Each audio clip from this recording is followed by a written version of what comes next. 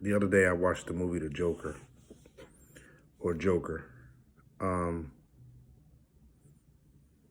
and I'm a comic book fan. And I had been following Batman and the Joker's nemesis rivalry ever since I was a child.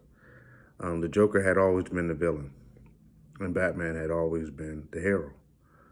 Um, but this movie um, was different, and it shed a different light to how the Joker became the Joker. And I always wondered why people would tell Batman, kill him, kill the Joker. They even have one comic book verse where Superman actually kills the Joker because the Joker put Superman under this mind control, and he kills Lois Lane. And when he comes out of that mind control and discovers what the Joker had caused him to do, he kills the Joker. And then this causes backlash and separation from Batman and Superman.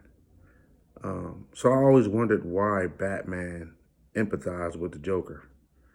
But this movie showed how the Joker was just an ordinary guy trying to so-called do the right thing. He had mental issues. He had been in mental institutions. He was on medication. At one point, when he was talking to the psychiatrist, he asked her, have you talked to anybody about increasing my medication? Because I don't want to feel the pain anymore, he said. It's heavy in this society. And that's why you have a heavy or a high rate of people doing drugs, and everybody can throw a dart, but people are just trying to escape, because they just can't deal with reality, and those who are in power, they know that. So they feed us fantasy, right? Because they know fantasy soothes our soul, and it musters a cloud so that we don't really see our true reality. But the Joker saw his reality from the beginning. Even when he talked to the psychiatrist felt good sitting there being his psychiatrist. But then when he went to go see her a second time, she said, they're cutting the funds, so you won't be seeing me anymore. This is what she tell the Joker. They don't care about you or me. Now she wants to reveal that, they don't care about her either. And when I say they, those who are in power. I was listening to talk radio yesterday, sports radio, and about the Phillies and the baseball manager being fired. And the people who were calling in were saying, well, I want this and I want that, as if they owned the team or as if they had any part in the team. All they are consumers making the owner of the Phillies baseball team more rich to pay and do whatever he wants to do, right? And you can bitch and you can moan, right? But you will still take your ass down there to that stadium and spend your money to go see those games. And also not only spend your money to go see those games, but pay the prices when you get inside of the game. This is how we are, And so when you see a lot of nastiness between especially poor people, it's because we rather lash out at each other than to lash out at the ones who are really using us, really pimping us, if you want to call it. So we lash out and we get nasty with each other. We have a need to let somebody else know that, I'm better than you. When deep in your heart, you're not. We see the people outside holding the signs, asking for money, holding the doors asking for $1, and we say we better than them because they hold the door for us and we go pay for our gas and get in our car and then we go on the home. But lo and behold, we're barely holding on. We're barely holding on to the car that we drive, and we're barely holding on to the roof that we're keeping over our head.